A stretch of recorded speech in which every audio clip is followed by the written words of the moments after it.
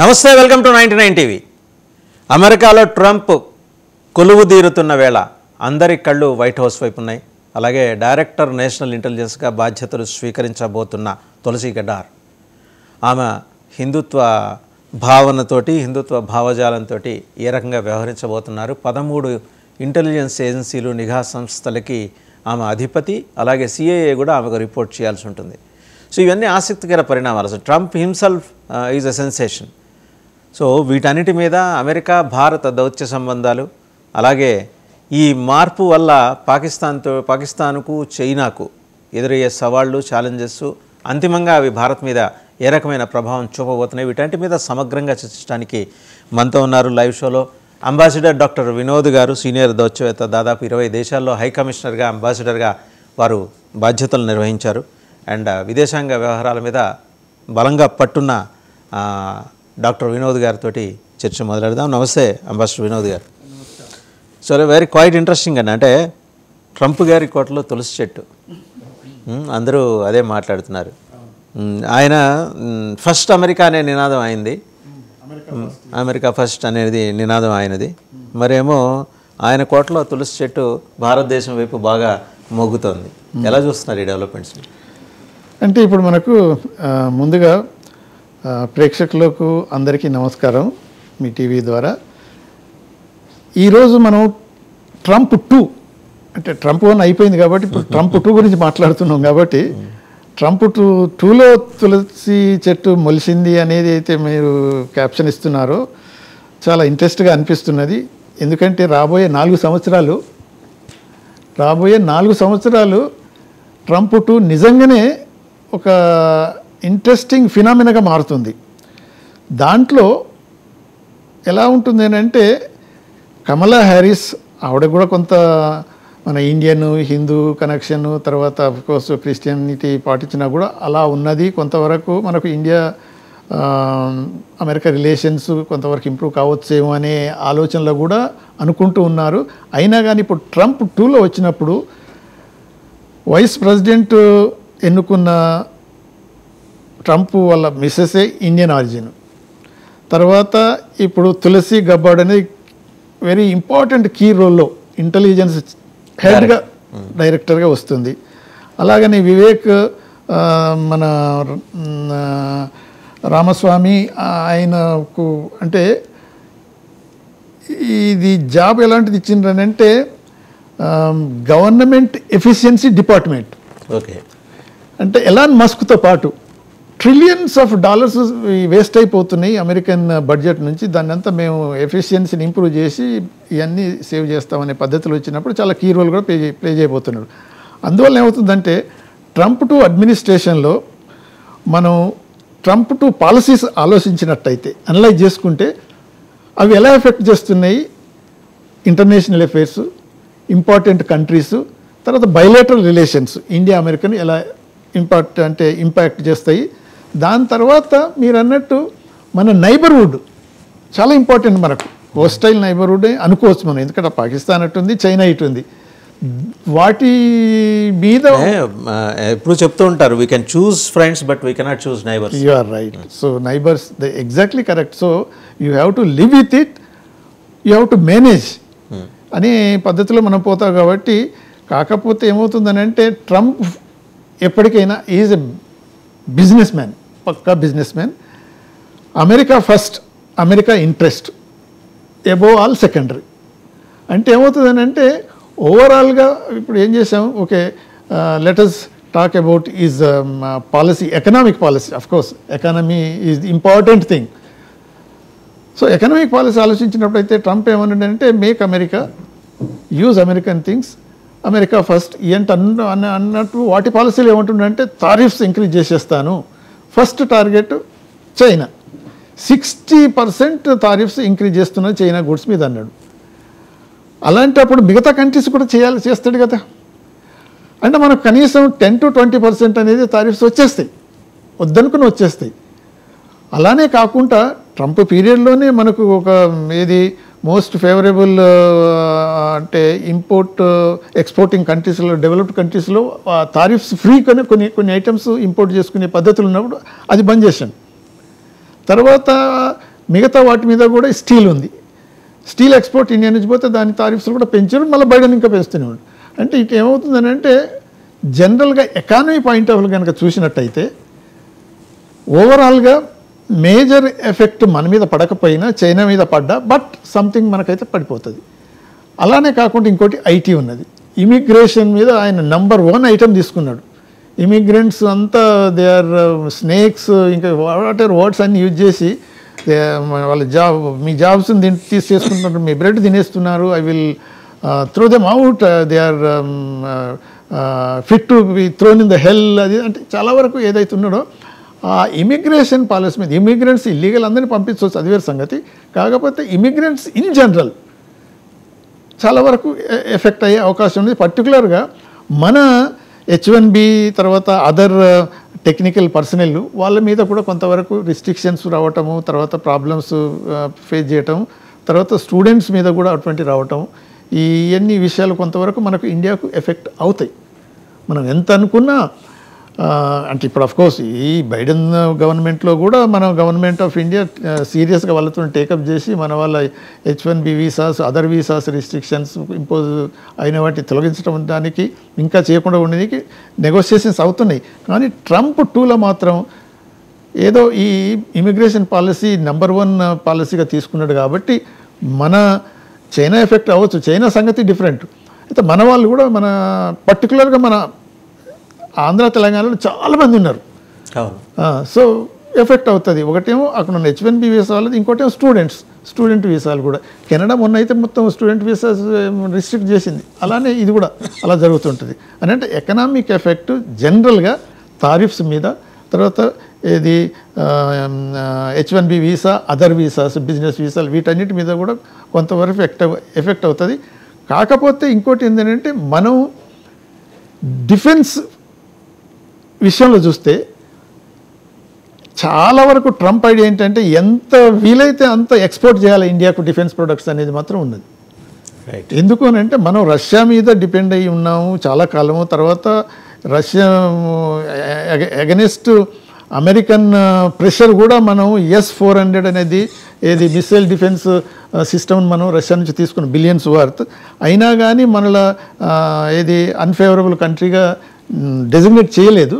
So దానివల్ల ఏముందంటే defence cooperation ఎక్కువ చేసి డిఫెన్స్ ప్రొడక్ట్స్ ఇండియాకు ఎక్కువ ఎక్స్పోర్ట్ చేయడానికి మాత్రం ప్రయత్నం చేస్తారు. అదెందుకు అంటే ఇందాక మీరు ఒక మాట అన్నారు, బేసిక్గా ఆయన బిజినెస్ మ్యాన్, ఆయుధ బేహారీ. కేవలం ఆయన దగ్గర ఉన్న తుపాకులు, మందుగుండు సామాగ్రి అమ్ముకోవటమే ఈ 4-5 ఏళ్ళలో ఆయన పెద్దగా బాగా ఫోకస్ పెట్టేది. And in the Wake of this development ఆయన ప్రెషర్ పెడుతున్న దాని క్రమంలో పుతిన్ వస్తున్నాడు. ఈ వారం బహుశా అనౌన్స్ చేస్తారు date, he'll be visiting India. So ఈ డెవలప్మెంట్స్ మళ్ళీ ట్రంప్కి అగిరాజేసినట్టు అవుతాయిగా. కొంతవరకు పుటిన్కు ట్రంప్కు కొంతవరకు some sort of soft understanding ఉన్నది. రైట్. ఎందుకు అని అంటే టు బి ఫ్రాంక్, అప్పుడు హిల్లరీ క్లింటన్ యాక్చువల్గా ఒక 3-4 డేస్ ముందు దాకా హిల్లరీ క్లింటనే గెలుస్తుంది అనుకున్నారు. కానీ ఆ ఈమెయిల్ స్కామ్లో రష్యన్ స్పై ఏజెన్సీ చాలా పనిచేసి అది జస్ట్ 48 అవర్స్ ముందులో అవన్నీ రిలీజ్ చేయించి Hillary Clinton is not honest, అంత తన పర్సనల్ మెయిల్కే మొత్తం స్టేట్ సీక్రెట్స్ అన్ని పంపించుకున్నది, అబద్ధాలు ఆడుతున్నది, ఇటువంటి ఆవిడ పనికిరాదు అధ్యక్షుల పదవికి అన్నట్టు అలాంటి ఫిగర్ తీసుకొచ్చిన దానికి పుట్టిన హ్యాండ్ ఉన్నదని ఇప్పటికి అంటూనే ఉన్నారు. అది ఉంటుంది. సో అంటే ఆల్ సెడ్ అండ్ డన్ ఇప్పుడు ఏమవుతున్నది అంటే వాళ్ళిద్దరి మధ్య understanding okay sir, but Putin India visit చేస్తున్నాడంటే ఆయన మూడో కన్ను తెరుస్తాడు కదా ట్రంప్.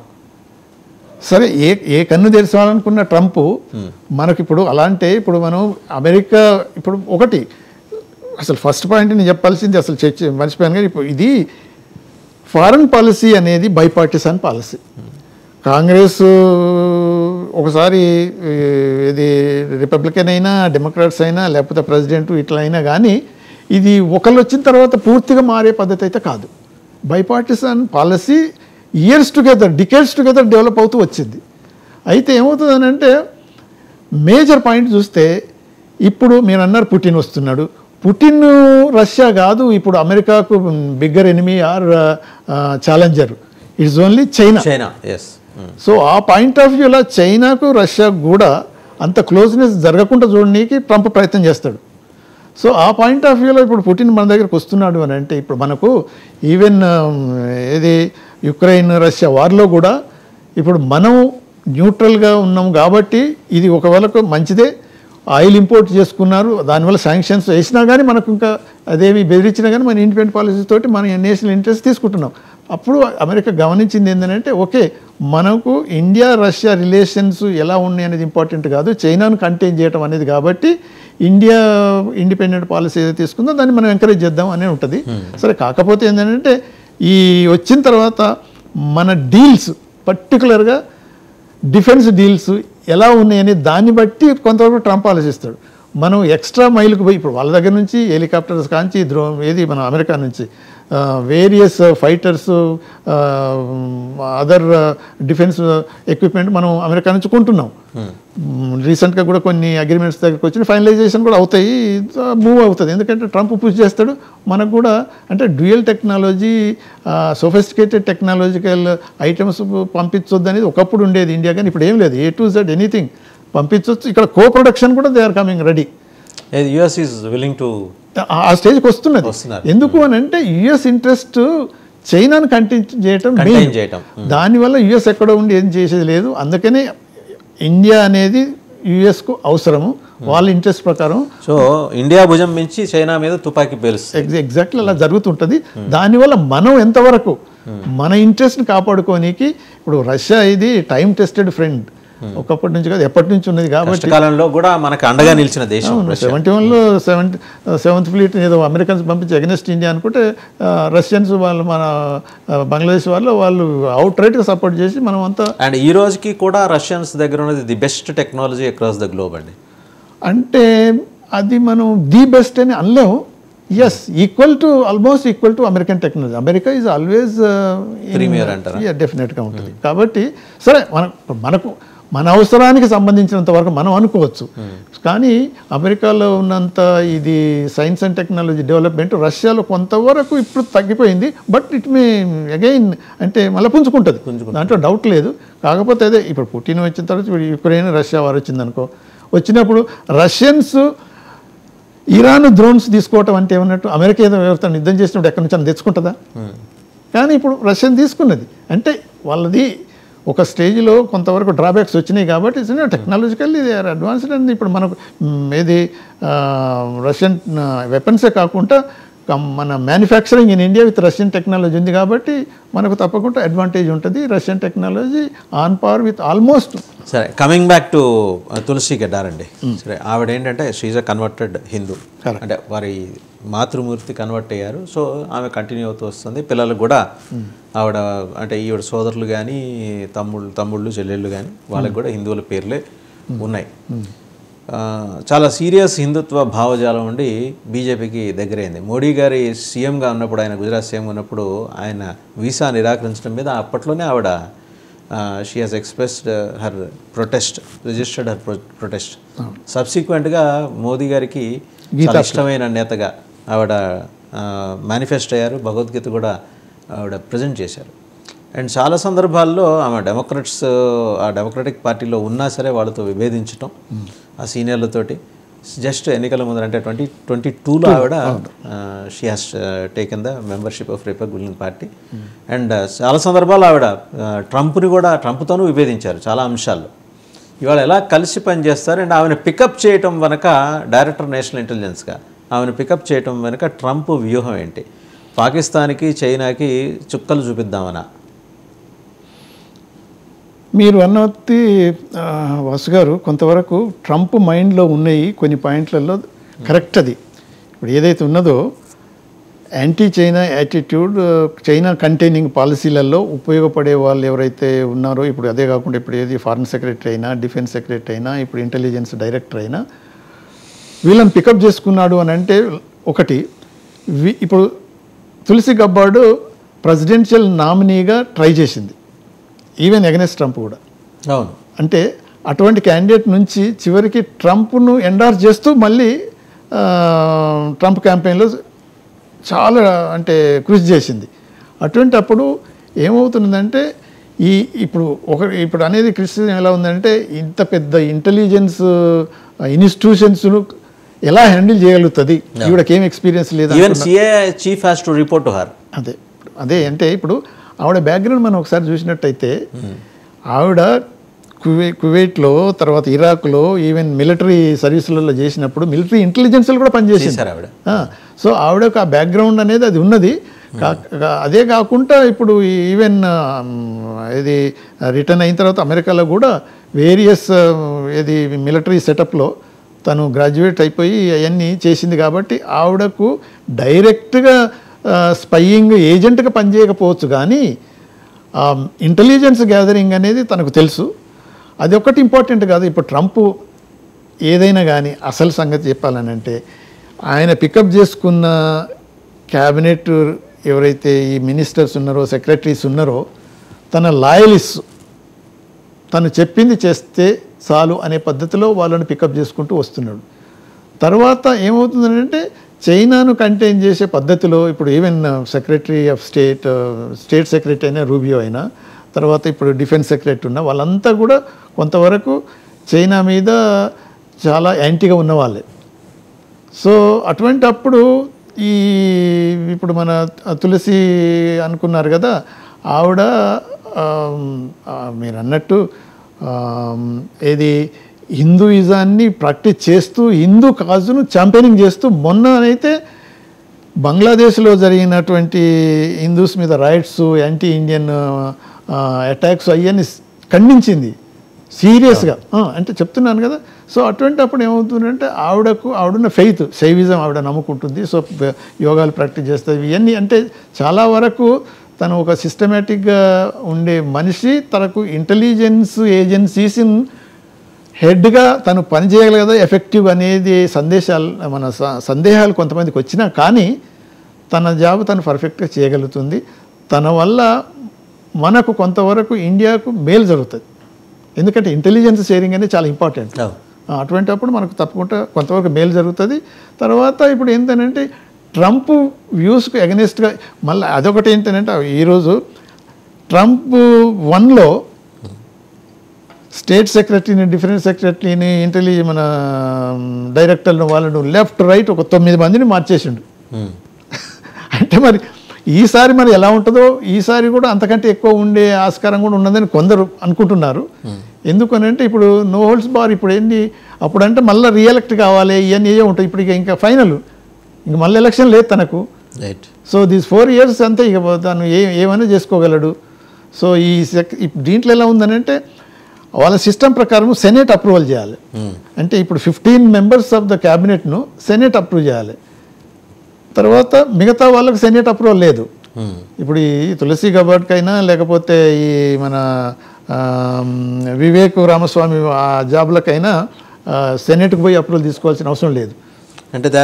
అంటే తీసుకోవాల్సిన అవసరం లేదా సెనేట్ అప్రూవ్ చేయట్లేదా?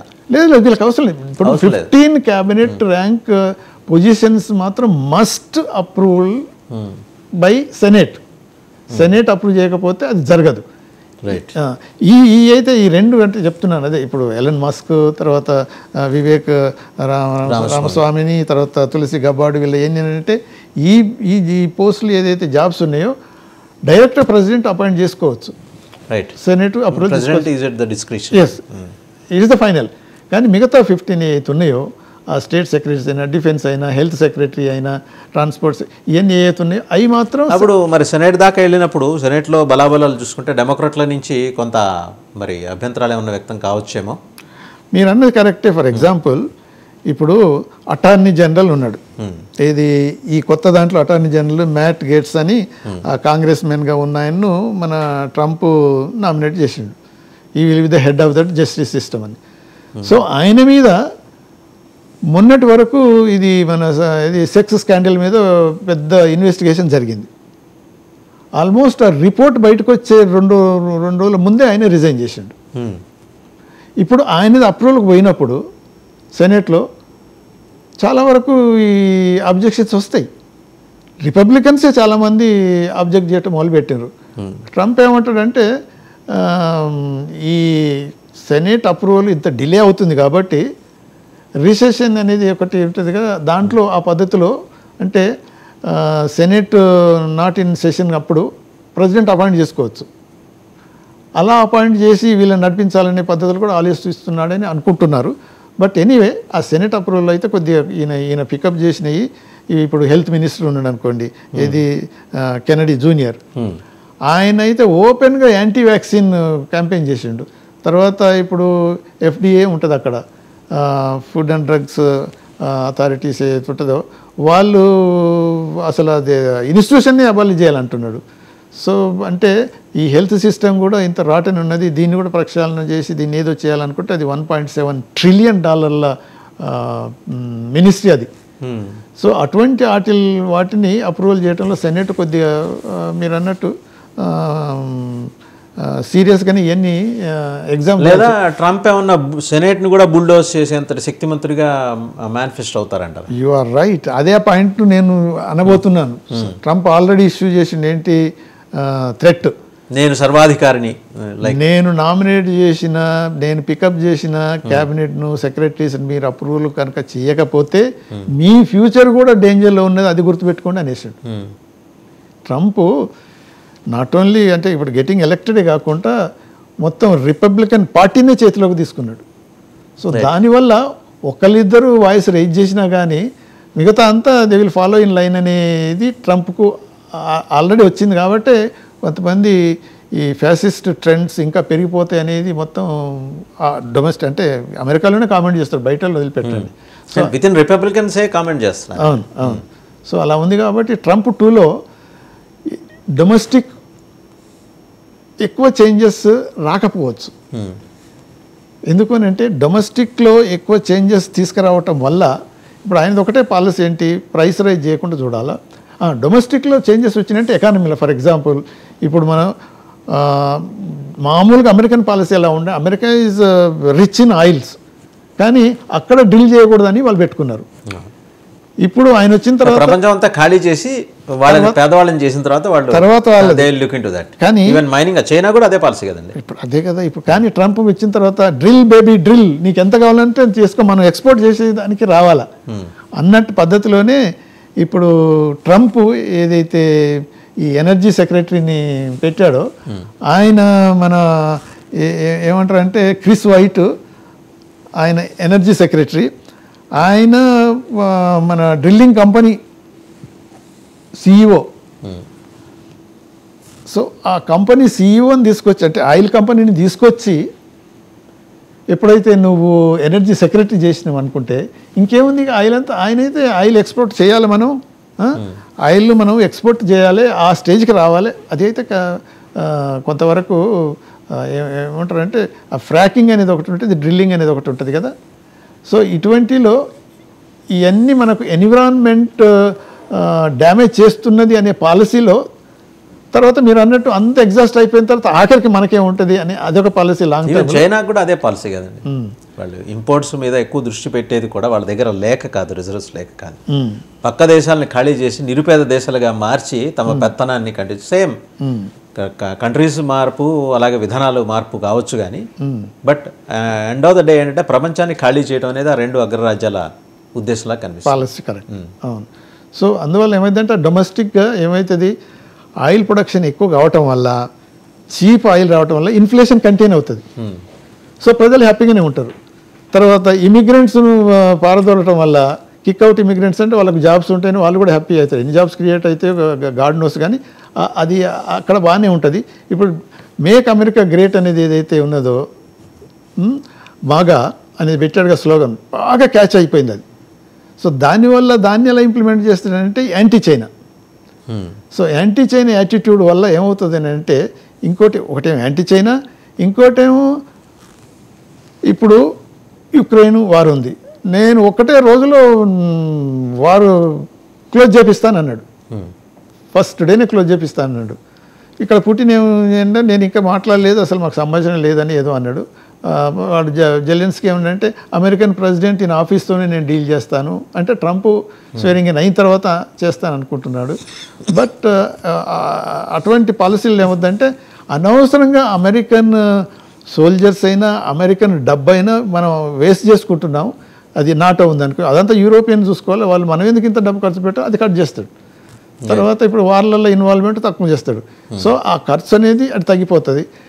కాకపోతే ఏమైందనంటే అమెరికా గ్రేట్ ఎలా చేస్తాడు అని అంటే తన ఎకనామిక్ పాలసీస్ వల్ల, తర్వాత చైనాను కంటైన్ చేయడం వల్ల, దాంట్లో మనకు ఇండియాకు చాలా అంటే ఇప్పుడు మ్యాక్సిమం ఎంతో బెనిఫిట్ రాకపోయినా కానీ చాలా వరకు ఉపయోగపడుతుంది. అందుకని చైనా +1 పాలసీ. ఇప్పుడు చైనానే ఒకటే లాజిస్టిక్స్కి అన్నిటికీ మ్యానుఫ్యాక్చరర్ ఆఫ్ ది వరల్డ్ అనేది ఏదైతే వచ్చేసిందో అలా కాకుండా చైనా +1 పాలసీ అనేది ట్రంప్ అడాప్ట్ చేయబోతున్నాడు. కాబట్టి అప్పుడు మనకు ఇండియా అనేది తప్పకుండా ఒక అంటే బెనిఫిషియరీగా మారబోతుంది. దానివల్ల అందుకని ఇప్పుడు మన క్వాడ్ అనేది ఉన్నది అక్కడ. ఏది మన ఆస్ట్రేలియా, జపాను, మన ఇండియా, యుఎస్ ఏదైతే ఉందో అక్కడ ఏది సౌత్ ఈస్ట్, మన ఇది సౌత్ చైనా సీ అటువంటి అన్నిటిలో ఈ చైనీస్ ఇన్ఫ్లుయెన్స్ తగ్గించడానికి కూడా అలా ఉంటుంది. తర్వాత ఏమవుతుంది అంటే ఇప్పుడు మన నైబర్స్ ఇంతసేపు చైనా గురించి అనుకున్నాను, కానీ పాకిస్తాన్ గురించి మాట్లాడితే ట్రంప్ యాంటీ పాకిస్తానే, టెర్రరిస్టులు వాళ్ళంతా వీళ్ళని హ్యాంగ్ చేసేయండి అని ఇస్తుంటాడు. సో దానివల్ల ఏమవుతుంది అని అంటే మనకు ఇంటెలిజెన్స్ షేరింగ్ ఏదైతే మనం కదా తులసి పుట్టింది అనుకున్నాం కదా, ఆ ఇంటెలిజెన్స్ ఇన్స్టిట్యూషన్స్ మన ఇంటెలిజెన్స్ ఇన్స్టిట్యూషన్స్ తోటి కోఆపరేట్ చేసే అవకాశం ఇంకా పెరుగుతుంది. దానివల్ల అట్లీస్ట్ మనకు చాలా ఉపయోగపడతాయి. ఏది టెర్రరిస్ట్ యాక్టివిటీస్ అనేవి అవి మనం కొంతవరకు కంటైన్ చేయగలుగుతాం. సో ట్రంప్ పాలసీలో డొమెస్టిక్ పాలసీస్లలో మనం అనుకున్నాం వాళ్ళు how to make America great అనేది అక్కడ చేసేస్తారు. ఇంటర్నేషనల్ అఫైర్స్లో how to make again America great అని అంటే కొంతమందితోటి అలీస్ అంటే క్లోజ్గా ఉండక తప్పదు, తర్వాత కొంతమందిని కంటైన్ చేయక తప్పదు. దాంట్లో చైనా నెంబర్ 1 కంటైన్ చేయడానికి మాత్రం ప్రయత్నం చేస్తారు. దానివల్ల మనకు ఇండియాకు sir how about military bases అండి? అంటే భారతదేశంలో మిలిటరీ బేస్లు ఏర్పాటు చేసుకునే ప్రక్రియ అనేది యుఎస్ ఎప్పటి నుంచో చేస్తూ వస్తుంది. చాలా ప్రయత్నం. ఇదే చైనాకి మండే వ్యవహారం. ఎందుకంటే ఇప్పుడు చూస్తే అరుణాచల్ ప్రదేశ్ ఒకటి కొత్తగా ఏదో ప్రతిపాదన చేస్తున్నారట, అక్కడ ఒక మిలిటరీ బేస్ ఏర్పాటు చేయాలని. ఆల్రెడీ మనకి ద్వీపకల్ప భారతదేశం కాబట్టి, పెనిన్సులర్ ఇండియా కాబట్టి అటు ఇటు సముద్ర జలాల్లో కూడా నిఘా వ్యవస్థలు అమెరికా పెట్టుకొని కూర్చుంది. మరోపక్క మనకి పెద్ద థ్రెట్ శ్రీలంక, పాకిస్తాన్, బంగ్లాదేశ్. ఇక్కడ ఎగదోసే కార్యక్రమాలు చైనా చేస్తుంది. ఆల్రెడీ చైనా ఇంట్లో వాళ్ళు అద్దెకుంటున్నట్టు శ్రీలంక కానీ, బర్మా కానీ, బంగ్లాదేశ్ కానీ, పాకిస్తాన్ కానీ. రేపో మాపో చైనా పూర్తిగా కబ్జా పెట్టేస్తుంది. అప్పుడు మనకి సఫికేషన్ అట్మాస్ఫియర్ అయితే ప్రివేల్ అవుతుంది కదా జియో పొలిటికల్గా. మీరు అన్నట్టు జియో పొలిటికల్గా ఇప్పుడు మీరు ఏదైతే నైబరింగ్ కంట్రీస్ను నేమ్ చేశారో, పేర్లు ఎత్తుకున్నారు కాబట్టి అమెరికా మొదటి నుంచి ఎప్పటి నుంచో ట్రై చేస్తుంది ఏది బేసెస్ వల్ల ఏర్పాటు చేసుకోనికి సైన్యాలకు. ఫిలిప్పైన్స్లో ఎలా అయితే అమెరికన్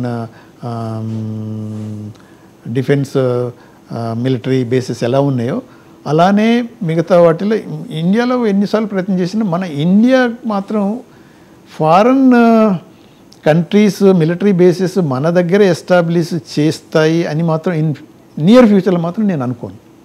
ఇమీడియట్గా ఉండకపోవచ్చు అంటారు. అది ఎందుకంటే కపుల్ ఆఫ్ ఇయర్స్ ఉండకపోవచ్చు అంట. అంతే. మనం ఇప్పుడు ఈ ట్రంప్ పీరియడ్లో మాత్రం అది జరిగే అవకాశం అయితే ఉండదు. అఫ్కోర్స్ ట్రంప్ తప్పకుండా ప్రయత్నం చేస్తుంటాడు, అది కనుక అయితే గ్రేట్ అచీవ్మెంట్ అనుకుంటాడు.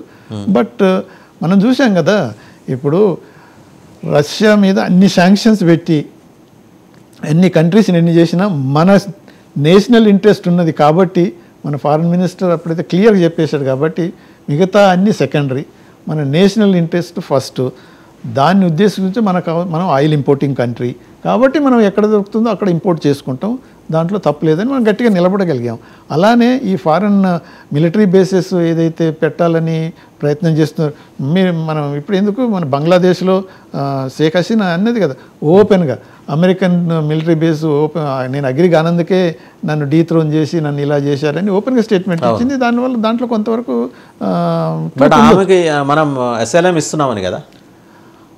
ఇప్పుడు అదే ఆవిడకు ఎస్ఎల్ఏ ఇస్తున్నాం అనేది పెద్ద పాయింట్ అయిపోయి వాళ్ళు మనకు ప్రెషర్ తీసుకొచ్చి మేము బేస్ ఇక్కడ పెడతాం మిలిటరీ బేస్ అనేది దానికి ఐ డోంట్ థింక్ అంత రిలేటెడ్ ఉండదు. కానీ వాళ్ళ ఇంట్రెస్ట్ ఉన్నది. కాకపోతే ఇప్పుడు వాళ్ళు రియలైజ్ అయింది ఏంటంటే డైరెక్ట్గా మిలిటరీ బేసెస్ ఇక్కడ ఎస్టాబ్లిష్ అయ్యే పరిస్థితి లేదు. కాబట్టి ఇండియా ఒక పార్ట్నర్గా పెట్టుకొని, అర్థమైంది కదా మీకు. సో ఏదో ఒక విధంగా ఇండియాను పార్ట్నర్ పెట్టుకొని ఇప్పుడు హిందూ మహాసముద్రంలో ఏదైతే నావిగేషన్స్ ఏదైతే అవసరం అనిపించిందో అప్పుడు ఇండియన్ నేవీ అయినా ఇండియన్ మిలిటరీస్ అయినా ఉపయోగించుకునే అవకాశం ఉండేటట్టు కోఆపరేషన్ పెంచుకుంటారు. అందుకనే కదా మనం జాయింట్ ఎక్సర్సైజెస్ మిలిటరీ ఇవన్నీ చేస్తున్నాం, మన దగ్గర చేస్తున్నాం, మన వాళ్ళు అక్కడ పోయి చేస్తున్నారు. అందువల్లనే దానివల్ల ఇప్పుడు ఆ క్వాడ్ ఉన్నది, క్వాడ్ ఇంకా ఇంకా యాక్టివ్ అవుతుంది. తర్వాత ఇప్పుడు ఏది G20లో మనం ఎంతో మేజర్ రోల్ ప్లే చేస్తున్నాం కాబట్టి దాంట్లో కూడా వాళ్ళు ఏది అమెరికన్ హ్యాండ్ అంటే కోఆపరేషన్ ఉంటుంది. వీటన్నిటికంటే ట్రంప్ పీరియడ్లో మనకు ఇంటర్నేషనల్ స్టాండింగు కొంతవరకు పెరుగుతుంది కానీ తరగదు. రైట్. మన కంట్రీ మన దేశానికి సంబంధించిన ఖ్యాతి పెరిగే అవకాశమే ఎక్కువ కనిపిస్తుంది. కాకపోతే ఏంటంటే మనం అనుకున్నంత ట్రంప్ ఇప్పుడు కొంతమంది సెలబ్రేట్ చేసుకుంటున్నారు. ఏది హౌడీ మోదీ అని, తర్వాత ఏది అబ్కి బార్ ట్రంప్కి సర్కార్ అనేది ఇవన్నీ ఏదైతే జరిగిన అంత ఏదైతే ఉంటుందో అంత ఉండదు. కానీ తప్పకుండా మాత్రం మనకు చాలా వరకు ఈ ఫారెన్ పాలసీలో తర్వాత ఈ ఎకనామిక్ డెవలప్మెంట్లో ఇండియా ఈజ్ రైజింగ్ పవర్ అనేది ట్రంప్కు తెలుసు. కాకపోతే అమెరికన్ ఇంట్రెస్ట్లో ఇండియా ఇప్పుడు రైజింగ్లో మనకు అమెరికన్ ఇంట్రెస్ట్ ఎంతవరకు ఉపయోగపడుతుంది అనే పాయింట్ మాత్రం తప్పకుండా ఉపయోగిస్తుంది. ఎందుకంటే సింపుల్ సార్, మీరు ఇందాక డిఫెన్స్ ఈ ఇంపోర్ట్స్ గురించి అంటే ఇండియా చేసుకునే డిఫెన్స్ ఇంపోర్ట్స్ యుఎస్ నుంచి అనే అంశం ప్రస్తావన చేశారు. బలవంతంగా మనకి ఈ వెపన్స్ అమ్మే కార్యక్రమం ఆయన కనుక చేపడితే what about defence corridors proposed to be setup in various parts of the country అండి. ఇక్కడ ఆల్రెడీ యూపీలో ఉంది, ఏపీలో ఆలోచన చేస్తున్నారు, తమిళనాడులో ఆలోచన చేస్తున్నారు, 7 చోట్ల ఐడెంటిఫికేషన్ కూడా అయింది. అండ్ అదానీస్ అంబానీస్ లైన్లోకి దిగారు. ఇంకా ఇతర ప్రైవేట్ ప్లేయర్స్ కూడా they are expressing their willingness to initiate. ఇవన్నీ మరి ఆత్మనిర్భర భారత్కి వ్యతిరేకమైన చర్యలే అవుతాయి కదా ఒకవేళ ఇంపోర్ట్స్ని భారత్ స్వాగతిస్తే కనుక. ఇప్పుడు ఒకటి ఎందుకంటే ఇప్పుడు మనం సుఖాయిని మనం కొనుక్కున్నాం రష్యా నుంచి. సుఖాయి కొనుక్కున్న తర్వాత మన దగ్గర సుఖాయికి సంబంధించిన కొన్ని స్పేర్ పార్ట్స్ అయినా అవసరమైన ఐటమ్స్ అయినా మనం మ్యానుఫ్యాక్చరింగ్ తయారు చేయటం మొదలుపెట్టాం. తర్వాత బ్రహ్మోస్ మిసైల్ ఉంది, అంటే ముందు రష్యాతో ఆలోచించి తర్వాత అటు వెళ్దాం. కంబైన్డ్ మన ఎఫర్ట్స్ వల్ల మొత్తం చేసి దాన్ని ఇప్పుడు మనం ఎక్స్పోర్ట్ చేసే స్టేజ్కి వచ్చినాం. సో అలానే మేక్ ఇన్ ఇండియా దాంట్లోనే కూడా ఇప్పుడు మనం ఇంపోర్ట్ చేసుకున్న అదే కండిషన్ పెడుతున్నాం. ఇప్పుడు టెక్నాలజీ ట్రాన్స్ఫర్ అనేది ఒక పాయింట్. దాంట్లో ఎన్ని డిఫెన్స్ మనం ఐటమ్స్ ఇప్పుడు ఏరోప్లేన్స్ బోయింగ్ నుంచి వచ్చినా కానీ ఎయిర్బస్ ఏదైనా వచ్చినా కానీ ఈ దాంట్లో పార్ట్ ఏంటంటే దానికి క్రిటికల్ పాయింట్స్ ఏంటంటే స్పేర్ పార్ట్స్ ఏమైందంటే మనం ఎప్పుడైనా వార్ వచ్చినప్పుడు అప్పుడు 65 71 మనకు ప్రాబ్లమ్స్ ఉన్నాయి.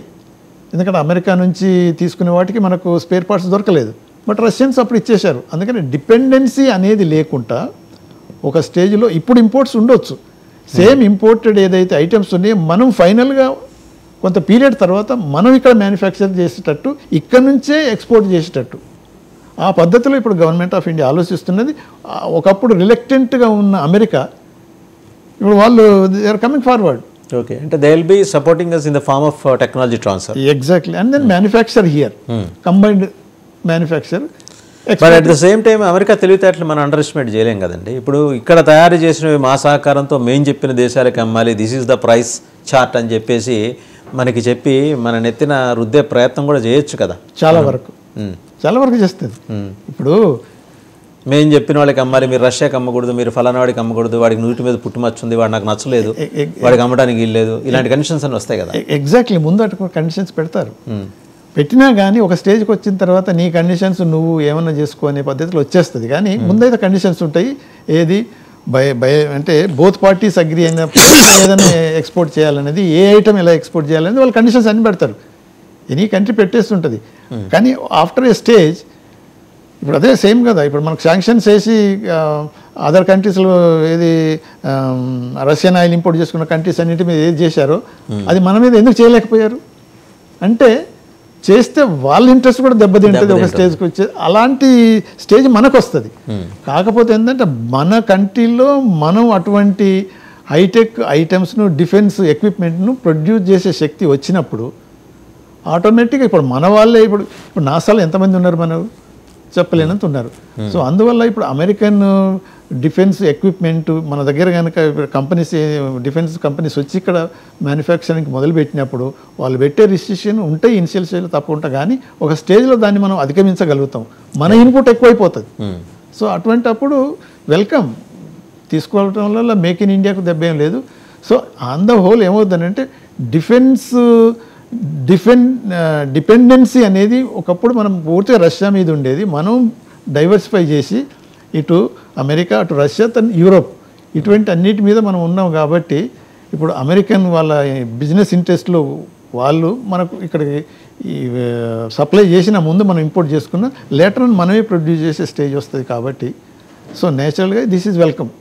సో ట్రంప్ 2లో పుష్ చేస్తారు, దాన్ని మనం హౌ బెస్ట్ వీ కెన్ అంటే మన ఇంట్రెస్ట్ మనం ఎలా కాపాడుకుంటాం అనేది చాలా ఇంపార్టెంట్. అండ్ ఇంకో కీలకమైన డెవలప్మెంట్ సార్, మీ నోటీస్లో ఆల్రెడీ ఉన్నదే, రష్యా అధ్యక్షుడు పుతిన్ పర్యటనలో భాగంగా లోగడ చేసుకున్న ఒక ప్రతిపాదన మీద ఒక సీరియస్ డిస్కషన్, ఒక డైలాగ్ అయితే నడుస్తుంది. దాదాపు 100 వార్షిప్స్ రష్యాకి కావాలి, ఆ టెక్నాలజీ మన దగ్గర ఉంది, మన చేత చేయించుకోవాలి, బట్ అమెరికా అడ్డుపడుతోంది. దీని మీద ఏమన్నా ఒక డెడ్లాక్ అది క్లియర్ అయ్యే అవకాశం ఉందా ఈ ప్రతిపాదన మీద? ఎందుకంటే అది కనుక చేస్తే ఆర్థికంగా మనం బలోపేతం అవుతాం, మన దగ్గర ఉన్న టెక్నాలజీ ద్వారా రష్యాకి 100 వార్షిప్స్ ఇవ్వగలం, బట్ మన అమెరికా అడ్డుకుంటుంది. ఇలాంటి సున్నితమైన అంశాల విషయంలో భారత్ ఎలా వ్యవహరించబోతోంది? ఓకే, నవ్వు ట్రంప్ కానీ తులసి కానీ మనకి ఫ్రెండ్లీయే కావచ్చు కాక, బట్ విధానపరమైన నిర్ణయాలకు వచ్చినప్పుడు అమెరికా ఫస్ట్. కరెక్ట్, మీరు అన్నది కరెక్టే. ఎందుకంటే నేను డిప్లొమాటిక్ సర్వీస్లో ఉండి ఎప్పటి నుంచో అమెరికన్ రిస్ట్రిక్షన్స్ మన మీద ఎంత బలంగా ఉండేది ఒక స్టేజ్లో అని అంటే, మనం ఎల్లో కేక్ అని అంటే న్యూక్లియర్ ఫ్యూయల్ ఉజ్బెకిస్తాన్ రెడీగా ఉన్నది. నేను అక్కడ ఉన్నప్పుడు చూసాము వాళ్ళ ఏది ఆపరేషన్స్, అక్కడ ఉన్న ఫెసిలిటీస్ అవన్నీ చూసి ఎస్ అని ఫైనల్ స్టేజ్కి వస్తున్నప్పుడు అమెరికన్స్ అడ్డుపెట్టారు, స్ట్రాంగ్ అబ్జెక్షన్ చేసిండ్రు. ఇవన్నీ అంటే అయినా కానీ ఇప్పుడు కొన్ని ప్లేస్ నుంచి మనం తెచ్చుకోగలుగుతున్నాం. అంటే మీరు అనేది ఏంటి, అటువంటిది డెవలప్మెంట్లో వాళ్ళు పుల్ల పెట్టడమే కాదు ప్రెషర్ పెట్టడం కూడా పెట్టేసి అలా జరగకుండా చూస్తారనేది అయితే అనుకుంటున్నాం. కానీ మనం సాధించాం. రైట్, ఇప్పుడు పొకారన్ అయిన తర్వాత మన పరాయిగా చేసి ఎంతో ఐసోలేట్ చేసి ఎన్నో జరిగినాయి, కానీ చివరికి అమెరికానే వచ్చి మనతో న్యూక్లియర్ డీల్తో సంతకం చేసింది. సో ఇటువంటి అప్పుడు ఇప్పుడు వార్షిప్స్లో ఒకప్పుడు మనం తీసుకొచ్చుకునేది ఏది కొనుక్కుని మనం తయారు చేసే స్టేజ్కి వచ్చాం. కాబట్టి చేసిన తర్వాత ఇప్పుడు రష్యా ఇండియా కోఆపరేషన్ ఈ డిఫెన్స్ ఫీల్డ్లో తగ్గించనీకి అమెరికా మాత్రం తప్పకుండా ప్రయత్నం చేస్తుంది. ఎంత వీలైతే అంత వాళ్ళ సప్లైస్ ఇటు రావాలని చూస్తుంది. కానీ మీరు ఏదైతే అన్నారో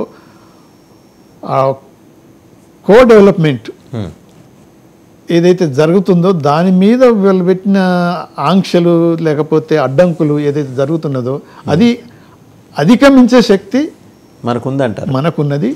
దానికి రష్యా తప్పకుండా హెల్ప్ చేయడానికి ప్రయత్నం చేస్తుంది. దానివల్ల ట్రంప్ అంత పెద్ద సీరియస్గా పుటిన్ అదే అన్నానికి ముందే అనగా కొద్దిగా సాఫ్ట్ కార్నర్ ఉంది వాళ్ళ మధ్యలో అనేది, సో పర్సూ చెయ్యడు. కానీ అసలు ఈ పీరియడ్లో మనకు అది వస్తుందా లేదనేది ఇక అది మనం ఏం చెప్పలేము. అదే దాని మీద డైలాగ్ కేంద్రంగా ప్రధానంగా ఆయన ఇక్కడికి రాబోతున్నారు అనేది. అదేమో ఇదే అనుకోని డెవలప్మెంట్ ఏది ట్రంప్, సరే ట్రంప్ గెలుపు గురించి చాలామంది ముందే ఊహించారు, బట్ కొందరికి ఎక్కడో సస్పెషన్ ఉండే ట్రంప్ కాదు డెమోక్రాట్సే రావచ్చు, కమలా హ్యారిస్ రావచ్చు అనుకున్నారు. సరే ఆమె దురదృష్టం, ఈయన అదృష్టం. బట్ ఈ డెవలప్మెంట్స్ ఏమిటో ట్రంప్కిను మోదీ గారికి ఉన్న వ్యక్తిగతమైన అనుబంధం ఇదొకటి. అండ్ డిఫెన్స్ సెక్టర్కి వచ్చేప్పటికి ఆత్మనిర్భర్ భారత్లో భాగంగా దేశీయంగా డిఫెన్స్ కారిడార్స్ డెవలప్ చేసి పక్క దేశాలకి మనమే ఆయుధాలు విక్రయించే వ్యవస్థని ఏర్పాటు చేసుకోవటం, ఇవన్నీ కాంప్రమైజ్ అవుతారా మోడీ ఈ విషయంలో? ఎంతటి మీరు అన్నది కరెక్టే. ఒకప్పుడు ఏది పివి నరసింహారావు ఉన్నప్పుడు ఏది పొకారన్ 2 అది మనం చేస్తున్నప్పుడు అమెరికన్ ప్రెషర్ వల్ల ఈల్డ్ అయిపోయాడు ఆయన. మాకంతా తెలుసు ఎలా ఈల్డ్ అయిపోయినాడు. కానీ మోదీ అలా ఈల్డ్ అవుతాడని నేను అనుకోను. ఎందుకనంటే ఆ టైమ్స్ వేరు, ఈ వచ్చే టైమ్స్ ఇంకా మనం ఎదిగే ముందుకు పోయే పాసిబిలిటీస్ ఎక్కువ ఉన్నాయి. కానీ ఒకవేళ ప్రెషర్కు మనం డౌన్ అయిపోయే పాసిబిలిటీ అయితే లేవు. కాకపోతే ఏంటంటే అమెరికన్స్ ఎంత తెలియకల్లోలు అని అంటే ఇది జరిగే పద్ధతులు ఉన్నది కాబట్టి మనం ఆపలేం కాబట్టి మనం ఎంతవరకు మన ఇంట్రెస్ట్ని కాపాడుకొని వాళ్ళ దాంట్లో ఇన్వాల్వ్మెంట్ ఉంటాం అనేది మాత్రం ఆలోచిస్తారు. మనకు అగ్రియేబుల్గా ఓకే అమెరికా అడ్డుపడట్లేదు మన డెవలప్మెంట్కు, వాళ్ళు కూడా ఏదో అటు చూస్తున్నట్టున్నారు పోనీలే అనే పద్ధతిలో ఆ ప్రాజెక్ట్ ఆ స్టేజ్లో తీసుకొచ్చి వాళ్ళు కూడా కొంత ఇన్వాల్వ్ చేసుకుంటారు, వాళ్ళ లాభాన్ని కూడా చూసుకుంటారు. అంటే ఏమన్నట్టంటే అమెరికా అవుట్ రైట్గా మనల్ని కంటైన్ చేయడానికి మాత్రం ప్రయత్నం చేయదు. ఆ స్టేజ్లో మనం లేము ఇప్పుడు. సో మీరు అన్నట్టంటే ఇంకా ఎక్కువ అడ్వాన్స్గా పోయి మరీ క్లోజ్గా కాకుండా చూడడానికి మాత్రం ప్రయత్నం చేస్తారు. ఎక్కడికెక్కడ నియంత్రించే వ్యవస్థ. రెండు కీలకమైన అంశాలు అంబాసిడర్ వినోద్ గారు. ఒకటి, చైనా ఎలా గమనిస్తుంది డెవలప్మెంట్స్? ఇప్పుడు చైనా ఇప్పుడు మనకు మొన్న బార్డర్ టాక్స్లో చాలా పాజిటివ్గా వచ్చి మన ఏది సోల్జర్స్ను రిట్రీట్ చేసుకోవటము, కొంత సొల్యూషన్స్ రావటం, నార్మలైజ్కి వస్తున్నది అనేది చైనీస్ ఇంటెలిజెన్స్ ఎంతో అడ్వాన్స్ ఉంది కాబట్టి ట్రంప్ గెలుస్తాడని వాళ్ళకి ముందే తెలుసు. ట్రంప్ యాంటీ చైనా అని వాళ్ళకి తెలుసు. సో కొంతవరకు సాఫ్ట్ అయిపోవటం, తర్వాత మన స్టాండ్ కూడా స్ట్రాంగ్గా ఉండటం, అవన్నీ గమనించిన తర్వాత చైనా కూడా ఏం చేస్తుంది అనేది దే ఆర్ ఆల్సో అంటే అక్కడ జీ జింపింగ్ ఇమేజ్ కూడా డౌన్ అవుతుంది రోజు రోజుకు, స్లోలీ కమింగ్ డౌన్. వాళ్ళది ఎలా ఉంటుందని అంటే తన ఇమేజ్ పెంచుకొని సడన్గా ఏదో ఒకటి స్టార్ట్ చేసేస్తాడు. ఇక నీ ఏదన్నా ఇటువంటి చేయాలంటే ఒక యాంటీ ఇండియా లేకపోతే యాంటీ జపాన్.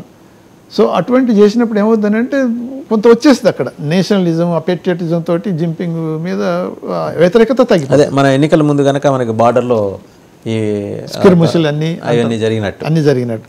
సో ఇటువంటివన్నీ ఉంటాయి కాబట్టి సో తన సీటుకు ఏమాత్రం నీళ్ళు రాకుండా దెబ్బతలకుండా ఉండడానికి జింపింగ్ ఎన్నైనా చేయగలుగుతుంటాడు. బట్ ట్రంప్ పీరియడ్లో ఏంటంటే ఎక్కువ యాంటీ ఇండియా మూమెంట్ చేయకపోవచ్చు. రైట్. ఎందుకంటే ఇండియాని ఎక్కువ పుష్ చేస్తే మళ్ళీ ట్రంప్ చేసే పద్ధతిలో ఇండియా కూడా వాళ్ళకి కోఆపరేట్ చేస్తే మనకు చైనాకే నష్టం వస్తుంది అనే పద్ధతిలో జింపింగ్ ఆలోచిస్తున్నాడు. కాబట్టి ఆల్రెడీ వాళ్ళ ఫారెన్ మినిస్ట్రీ 2-3 సార్లు స్టేట్మెంట్ ఇచ్చింది. అమెరికన్ పాలసీస్ యాంటీ చైనా కనుక ఎక్కువైపోతే 2 దేశాలకు నష్టం అయిపోతుంది. Cooperative policy is better than the confrontation policy అని వాళ్ళు అప్పుడే మొదలు పెట్టేశారు. సో అదే కాకుండా కూడా ట్రంప్ కూడా బిజినెస్ మ్యాను కాబట్టి బిజినెస్ ఇంట్రెస్ట్ రియలైజ్ అయిన కాంచి ప్రొటెక్టెడ్ బిజినెస్ ఇంట్రెస్ట్ ప్రయారిటీ కాబట్టి అది ఎక్కువ కూడా దూరంగా పోకపోవచ్చు. కాకపోతే ఏమిటంటే ట్రంప్ గెలవటం వల్ల దీని ఎఫెక్ట్ చైనా మీదనైనా పాకిస్తాన్ మీదనైనా కొంతవరకు యాంటీ ఇండియా యాక్టివిటీస్ తగ్గే అవకాశం అయితే కంటైన్ చేయొచ్చు. అండ్ రెండోది రాకీ సిఐకి మధ్య మీరు ఇందాక చెప్తా ఉన్నారు ఇది ఇంటెలిజెన్స్ షేరింగ్ ఉండే అవకాశాలు ఏ మేరకు ఉంటాయంటే పర్సంటేజ్ గురించి మాట్లాడుకుంటే అంత పెద్దగా, ఎందుకంటే ఇప్పటిదాకా వాళ్ళదేంటి 5 eyes అని వాళ్ళ ఇంటెలిజెన్స్ షేరింగ్ అనేది ఉన్నది. ఏది ఈ అమెరికన్, కెనడా, తర్వాత ఆస్ట్రేలియా, తర్వాత ఈ యూకే, ఇటువంటివన్నీ ఏదైతే కంట్రీస్ ఉన్నాయో దానివల్లనే కదా ఏది కెనడాలో నిజాను చంపింది, మన ఇండియన్ గవర్నమెంట్ ఇన్వాల్వ్మెంట్ ఉన్నదని, మాకు ఏదో ఇంటెలిజెన్స్ షేరింగ్ వచ్చిందని ఆ ట్రూడో తన సర్వైవల్ గురించి ఇండియన్ బ్లేమ్ చేసినాడు. వాళ్ళకు షేర్ చేశాడు కాబట్టి మళ్ళీ అమెరికాలో కూడా పన్నును అదేదో మళ్ళీ అక్కడ జరిగింది కాబట్టి ఇటువంటి విషయాలలో ఇప్పటిదాకా మనకు కొద్దిగా ఇంటెలిజెన్స్ అంత ఈజీగా ఫ్లో కాలేదు. ఇప్పుడు కాకపోతే కొంతవరకు మనకు మన ఏదైతే ఇంటెలిజెన్స్ సర్వీస్ ఉన్నదో వాళ్ళతోటి కాంటాక్ట్ పెంచుకొని ఇటువంటి యాంటీ టెర్రరిస్ట్ యాక్టివిటీస్లలో కావాల్సినంత ఇంటెలిజెన్స్ మనకు లభించే అవకాశం అయితే ఉంది. రైట్. రెండవది ఇస్లామిక్ టెర్రరిజం మీద ఎలాంటి స్టాండ్ తీసుకోబోతున్నాడు ట్రంప్?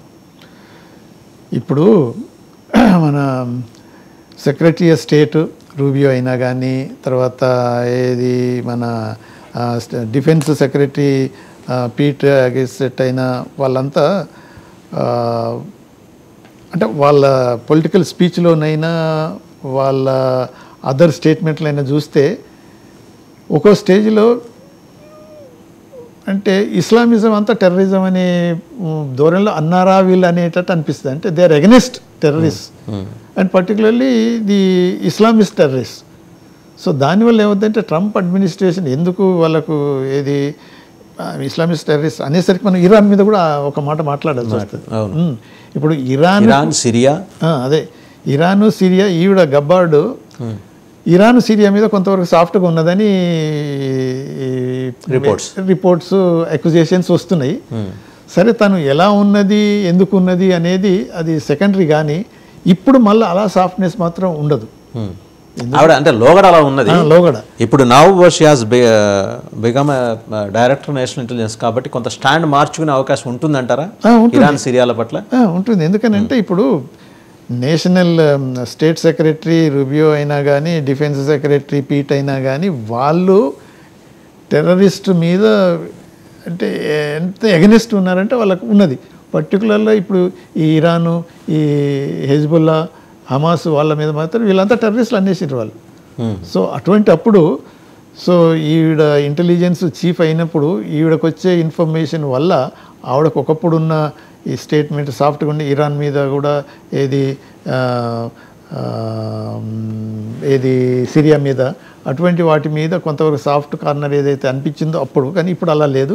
తర్వాత ఇప్పుడు ఈ క్యాబినెట్లో ఎవరైతే ఉన్నారో ఇప్పుడు ఉక్రెయిన్ వార్లో ఇప్పుడైతే ఈవిడ గబ్బార్డ్ అయితే తులసి అయితే ఓపెన్గా అనేసింది, మీరు అంటే డెమోక్రటిక్ బైడెన్ ప్రెసిడెంట్ కూడా అక్యూజ్ చేసింది, మీరు నాటోను రష్యా బార్డర్ దాకా తీసుకుపోయినందుకే ఈ వార్ జరిగింది, ఎందుకు అలా చేశారు అంత ఓపెన్గా అనేసింది.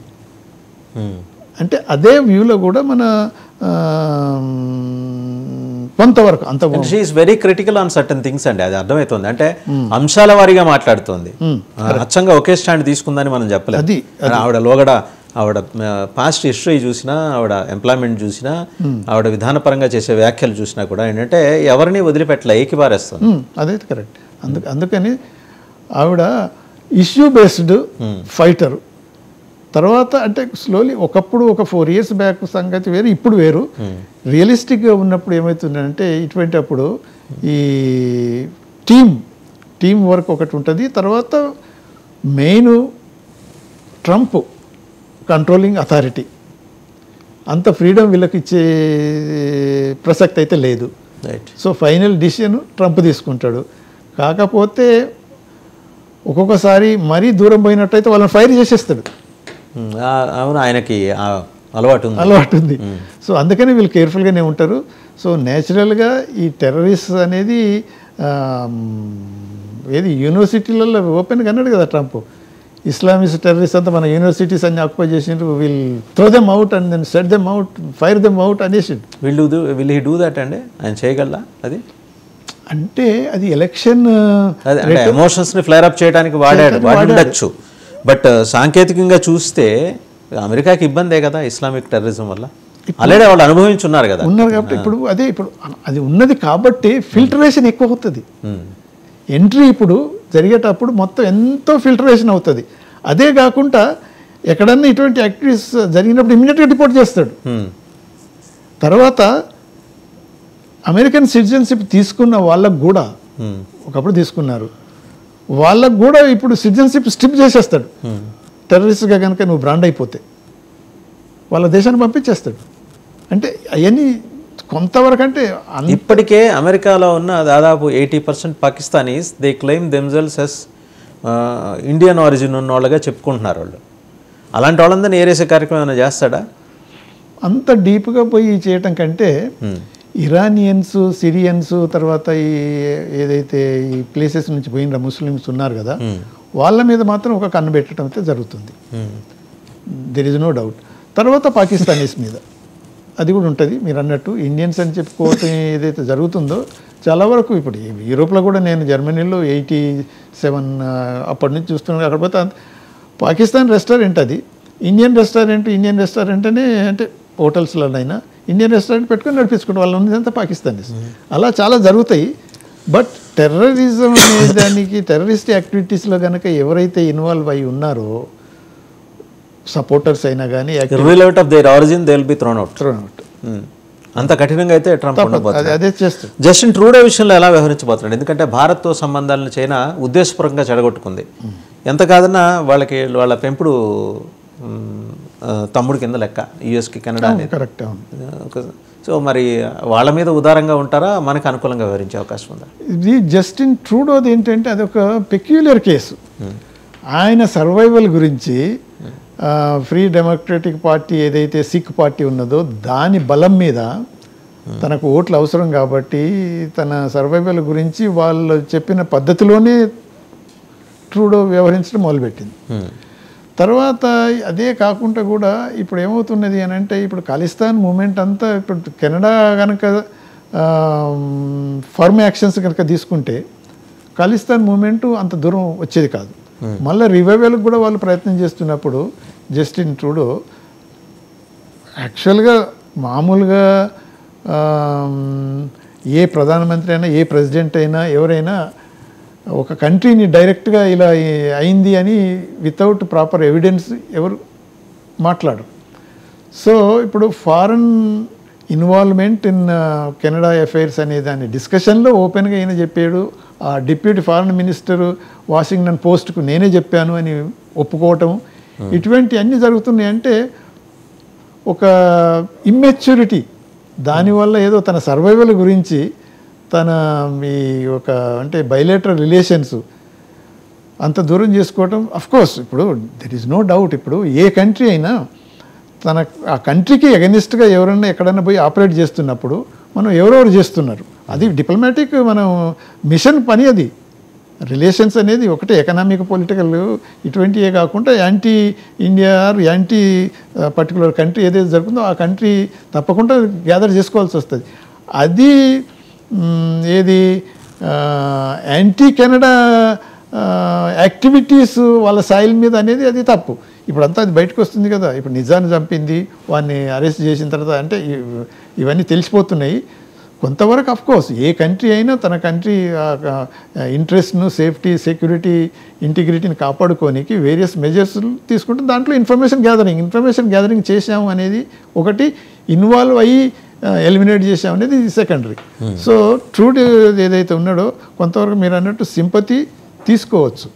కానీ ఇప్పుడు పన్నును ఏదైతే ఉన్నదో అది ఇష్యూ అమెరికాలో జరుగుతుందో అది అంటే ఇంటెలిజెన్స్ వాళ్ళు చెప్పిన విషయాల మీద కొంతవరకు ఏది ఇన్వెస్టిగేషన్ మీద అది అంత సీరియస్గా పర్స్యూ చేయకపోవచ్చు ట్రంప్ అని. బైడెన్ అడ్మినిస్ట్రేషన్ మాత్రం కొంతవరకు సీరియస్గానే పోయేటట్టు కనిపించింది. కానీ ఇప్పుడు అంత చేయకపోవచ్చు. ఎందుకు అని అంటే వీళ్ళు ఆయన యాంటీ టెర్రరిస్ట్ యాక్టివిటీస్ మీద చాలా కాన్సన్ట్రేట్ చేసి అవి జరగకూడదు అమెరికన్ సాయిల్ మీద అన్నాడు. కాబట్టి ఇప్పుడు వీళ్ళంతా టెర్రరిస్ట్ యాక్టివిటీస్ను సపోర్ట్ చేస్తున్నారు కాబట్టి కొంతవరకు రిలేషన్స్ ఏమన్నా స్ట్రెయిన్ అయ్యే అవకాశం ఉందా అమెరికా కెనడా మధ్య? లేదు. మీరు అన్నారు కదా కజిన్, సో ఇక సొంత కజిన్తో కొట్లాడుకోవడం అనేది ఉండదు. కాకపోతే ట్రంప్ ఏం చేస్తాడు, మందలించడం, తర్వాత ఆర్మ్ ట్విస్ట్ చేస్తావు. తన ఇంట్రెస్ట్ పెంచుకోనికి, అచీవ్ చేసుకోనికి కెనడా అయినా కానీ ఇటు ఇది జర్మనీ అయినా, ఫ్రెంచ్ అయినా, లేకపోతే ఇంకొక కంట్రీ అయినా, ఇక మెక్సికోనైతే యాంటీ మెక్సికో అయిపోతాడు ఆ బార్డర్ మీద అదంతా. సో అది అలా జరుగుతుంటుంది. కానీ కెనడాను ఆర్మ్ ట్విస్ట్ చేసి దారిలోకి తెచ్చుకుంటాడు, బెత్తం పట్టుకుంటాడు. ఇది ట్రూడో కూడా ట్రంప్కు అపోజ్ చేసే పద్ధతిలో వెళ్ళడు, ఒళ్ళు దగ్గర పెట్టుకుని అయితే ఉంటాడు. అండ్ హమాస్ విషయంలో ఎలాంటి స్టాండ్ ఉండబోతుందండి యుఎస్? అంటే కంప్లీట్గా ఎలిమినేట్ చేస్తారా? ఇజ్రాయెల్ స్టాండ్ పూర్తి స్థాయిలో తీసుకునే అవకాశం ఉందా? ఎందుకంటే హమాస్ అనేది ఎప్పటికైనా ఇజ్రాయెల్కి తలనొప్పే. అది మీరు అన్నది కరెక్టరీ. ఇప్పుడు అదే అంటున్నారు, దాన్ని బేస్ చేసుకుని ఇరాన్, సిరియా ఇజ్రాయెల్ని కార్నర్ చేస్తున్నాయి. Yes, you are right. ఇప్పుడు సెక్రటరీ ఆఫ్ స్టేట్గా ఇప్పుడు ఎవరైతే ఎన్నికై రూబియో ఉన్నాడో ఆయన యాంటీ హిజ్బుల్లా, యాంటీ హమాస్ 100%.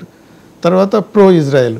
తర్వాత ఇప్పుడు ఇజ్రాయెల్ అమెరికన్ అంబాసిడర్ టు ఇజ్రాయెల్గా ఎవరినైతే పికప్ చేసాడో Trump 100% against to Hezbollah, Hamas. Right. So pro since you are a diplomat you know very deep. So కాబట్టి ఏమవుతుందంటే అనుకోవచ్చు 100% ఎలిమినేట్ చేద్దామని, కానీ హమాస్ మైనస్ పాలస్తీనా, అది హమాస్ ఎలిమినేటెడ్ పాలస్తీనా కాదు, పాలస్తీనియన్ అడ్మినిస్ట్రేషన్, పాలస్తీనియన్ గవర్నెన్స్ అనేది హమాస్ చేతిలో లేకుండా, అప్పుడు ఇప్పుడు అబ్బాస్ ఉన్నాడు ప్రెసిడెంట్, వీడు హమాస్లో వచ్చిన తర్వాత వాడిని సైలెంట్ చేసేసారు.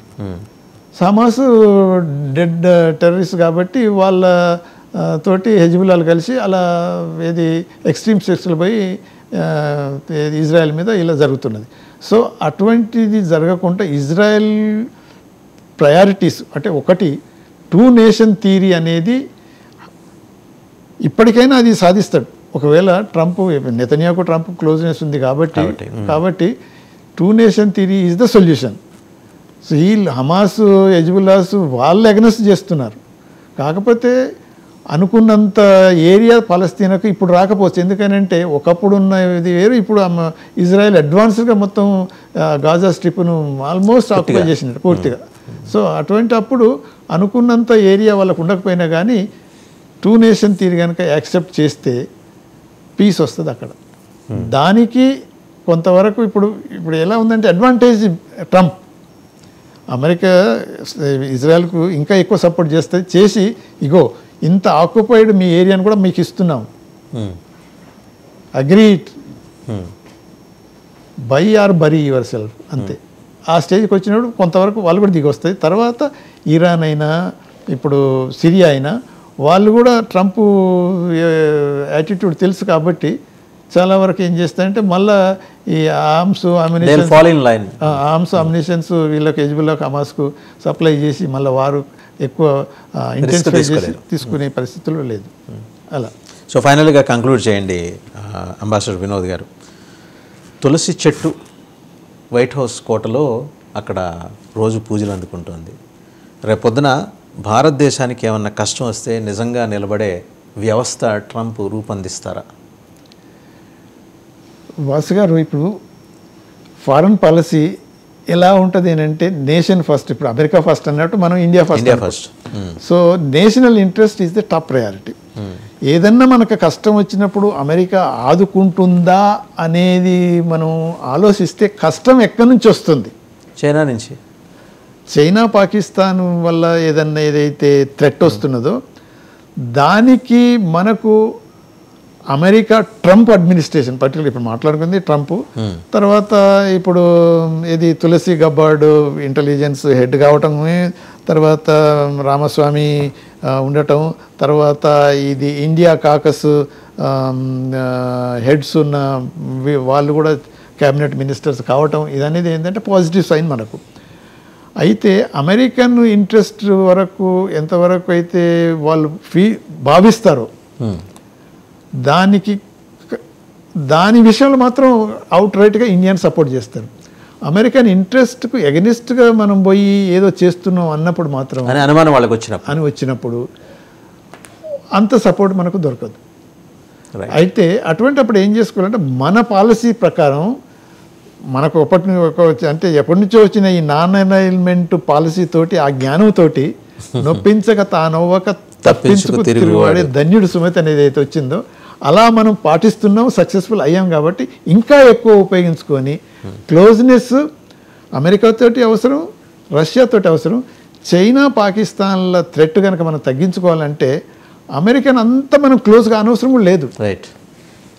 సో ఎంతవరకు ఉండాలి. కాకపోతే ఏంటంటే అమెరికన్స్ ఇప్పుడు చైనా థ్రెట్ ఫీల్ అవుతున్నారు, ఇండియా అవసరం ఉన్నదని వాళ్ళకు కూడా రియలైజ్ అవుతున్నారు. కాబట్టి మనం అది ఉపయోగించుకొని మోర్ కోఆపరేటివ్గా మనం ప్రొసీడ్ అవుతే మాత్రం థ్యాంక్ యూ డాక్టర్ వినోద్ గారు, అంబాసిడర్ డాక్టర్ వినోద్ గారు చాలా విషయాలు షేర్ చేశారు. అంటే తులసి గబ్బార్డ్ డైరెక్టర్ నేషనల్ ఇంటెలిజెన్స్ అమెరికాగా నియమితులు కాబోతున్న తరుణంలో భారత్ అమెరికా సంబంధాలు, అలాగే చైనా భారత్ సంబంధాలు, ప్రత్యేకించి చైనాకి కజిన్గా ఉన్న పాకిస్తాన్తో మనకు ఎదురయ్యే ఇబ్బందులు, ఫైనాన్షియల్ ఇండియాకి పక్క నైబరింగ్ కంట్రీస్ నుంచి వచ్చే ఛాలెంజెస్ని ఎలా ఫేస్ చేయబోతున్నాం, బోల్డెన్ అంశాలు, అలాగే ఇస్లామిక్ టెర్రరిజం, వీటి మీద కూడా అమెరికా స్టాండ్ ఎలా ఉండబోతుంది. Thank you very much ambassador Vinod గారు. Thank you.